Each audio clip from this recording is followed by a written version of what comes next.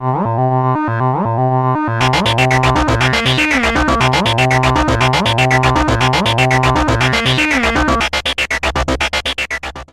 ici Patrice, bienvenue à Show de gars pour Gosho. Aujourd'hui, on a pour vous Dark Sim qui vous parle des jeux Yakuza 3 et 4.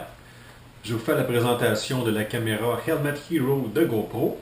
Et Sébastien du site Actualité DVD va vous parler de 3 vieux films de Stallone qui reprennent vie en Blu-ray, c'est-à-dire Cobra, Demolition Man et Assassin.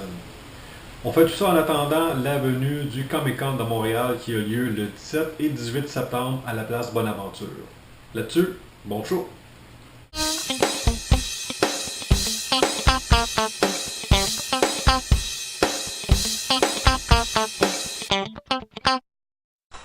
Hey, bonjour à tous, ici Dartin de mygamers.com et bienvenue à une chronique Es-tu game? Et aujourd'hui, je parle de quoi? Je poursuis un petit peu.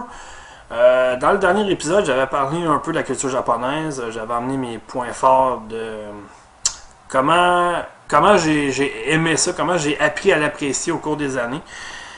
Et puis là, je vais parler d'un autre aspect de ces jeux-là, qui est la série Yakuza. Ici, qui est sorti sur PS3. Je sais qu'il y en a un cinquième qui je pense qu'il est déjà sorti au Japon, qui s'en vient ici. Les deux premiers, je les ai pas, malheureusement. Je vais essayer de me les procurer. C'est quoi Yakuza, en fait?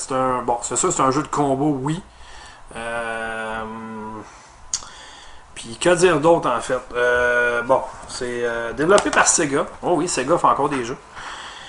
Et puis, excellente série, je dirais. Mais, encore là...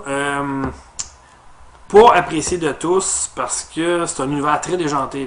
Puis encore là, beaucoup de texte, une histoire. On marche 5 minutes, il y a une petite action, on fait un combat. Whoop, une petite scène de 10-15 minutes à parler, essayer de connaître un peu les états d'âme de notre personnage, comparer à un autre, puis rentrer dans l'histoire.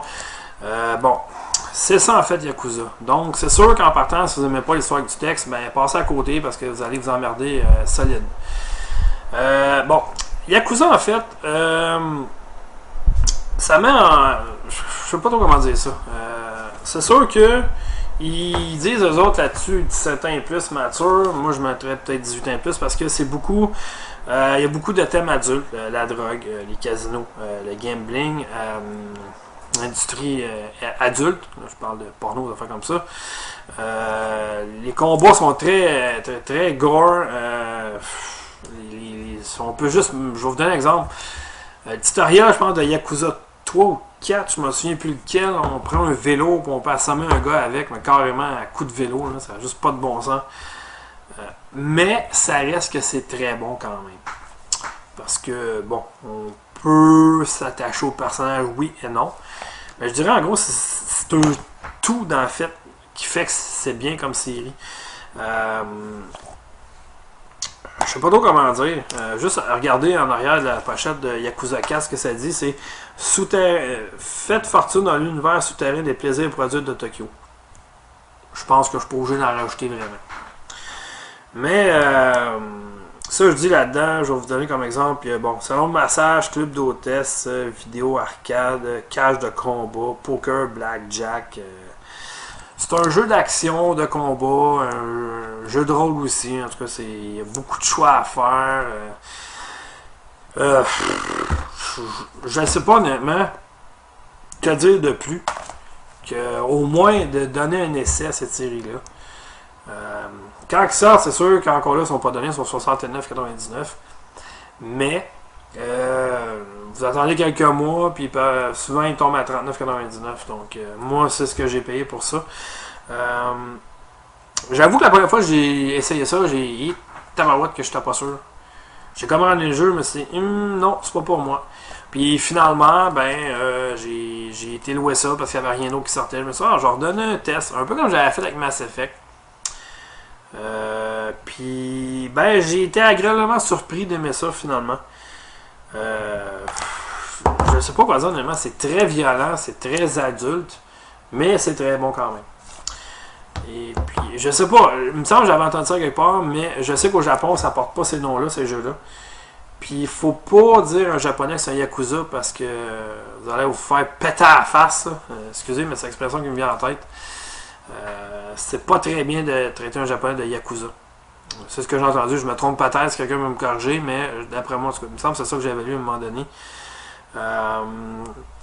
Bon, ces jeux-là, c'est un petit peu plat parce qu'il n'y a pas d'édition de collection vraiment. C'est des éditions ordinaires comme ça.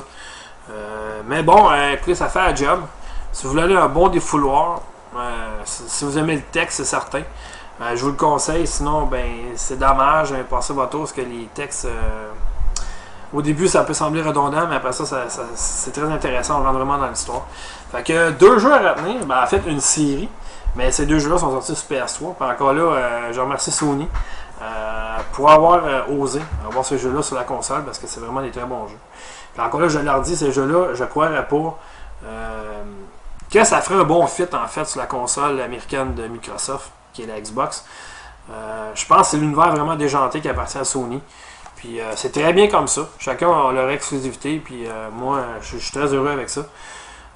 Donc, c'est ça. Yakuza, je vous le conseille au moins d'analyser un essai. Puis on pourra toujours en reparler à un moment donné. Là. Fait que merci et à la prochaine.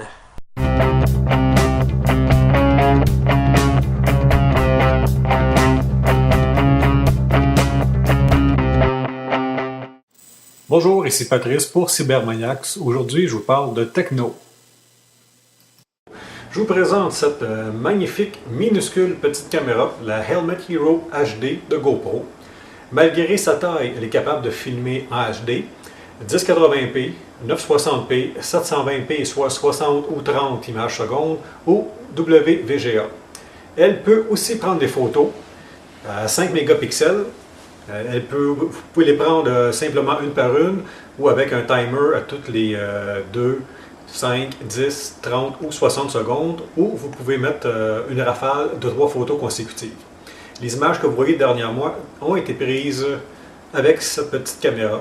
Donc c'est une caméra qui est à la base pensée pour les activités plein air, mais dans le fond elle va vous permettre de n'importe quelle activité que vous voulez faire, vous allez pouvoir prendre des prises de vue que vous n'avez jamais cru penser auparavant.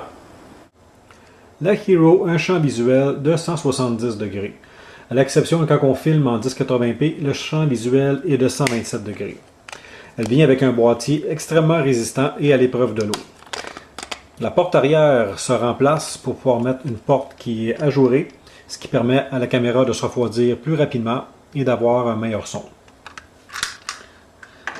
La caméra ici est équipée du LCD Backpack, ce qui permet à la caméra d'être un peu comme une caméra numérique ordinaire ou une caméra vidéo. C'est qu'on peut filmer, on peut voir ce que l'on filme, on peut voir les photos qu'on prend et on peut visionner après. Ça, c'est une option qui est vendue séparément et qui est possible grâce au connecteur qui est ici en arrière. Il y a un autre accessoire qui utilise ce connecteur, c'est la batterie de rechange. Ben, c'est pas vraiment une batterie de rechange, c'est une batterie additionnelle si vous voulez filmer pendant plus longtemps. Il y a une version un peu plus économique qui est disponible de la Hero, qui est la Hero 960. Donc, dans le fond, comme son nom l'indique, la résolution maximale est 960p et n'a pas ce connecteur arrière. Donc, pour la différence de prix, étant donné que c'est un investissement à long terme, je vous conseille vraiment d'y aller avec ce modèle-ci. La mémoire, c'est une carte SDHC qui est jusqu'à 32 GB qu'on peut mettre dans la caméra. La batterie est une batterie rechargeable ion de 1600 ampères, comme on voit ici, qu'on peut recharger soit en USB ou avec un chargeur similaire qu'on peut brancher dans le 110, un peu comme un chargeur à iPod. Vous pouvez même tourner en 3D. Et oui, ça prend par contre 2 caméras. Donc dans le boîtier, les 2 caméras sont reliées ensemble. Et après ça, vous passez avec un logiciel spécial qui est fourni avec le boîtier de 3D. Donc ça rend le film avec l'effet 3D. Vous avez besoin d'une paire de lunettes bicolores afin de visionner le 3D sur votre ordinateur.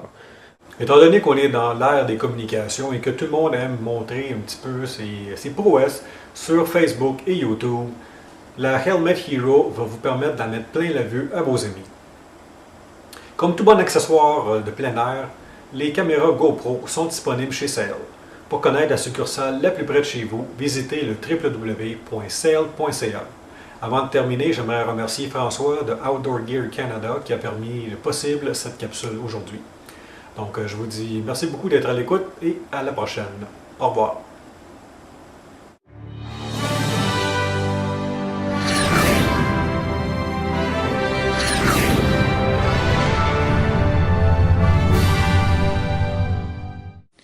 Bonjour, ici Sébastien d'actualité-dvd.com qui vous présente une capsule pour Show de gars pour Gars Show. Et aujourd'hui, je vais vous parler de 3 films qui sont maintenant disponibles en Blu-ray. 3 films avec Sylvester Stallone.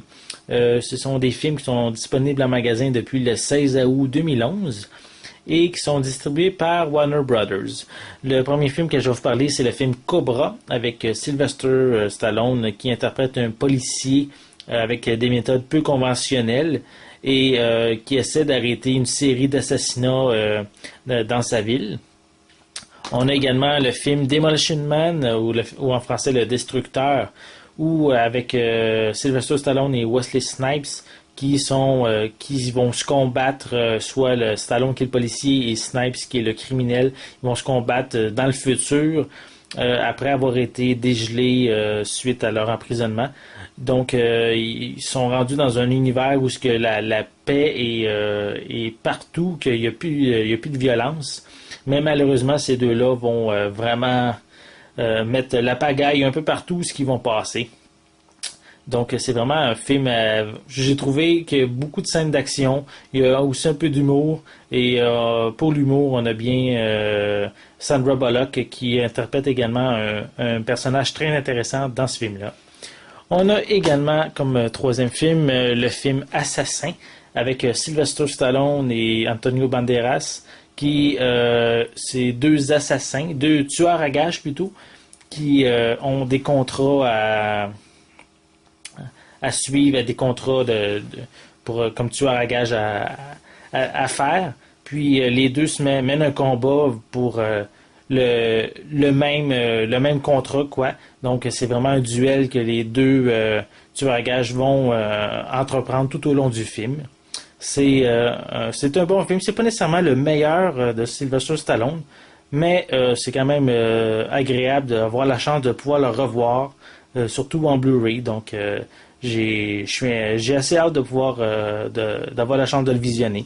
Donc, ces 3 films qui sont maintenant disponibles en magasin depuis le 16 août.